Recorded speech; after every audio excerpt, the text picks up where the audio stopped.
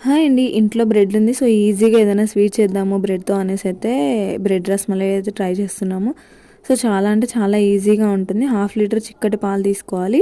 అందులో ఒక half cup పాలు సెపరేట్‌గా తీసుకొని ఒక 2 స్పూన్స్ కస్టర్డ్ పౌడర్ ఏసుకోవాలి.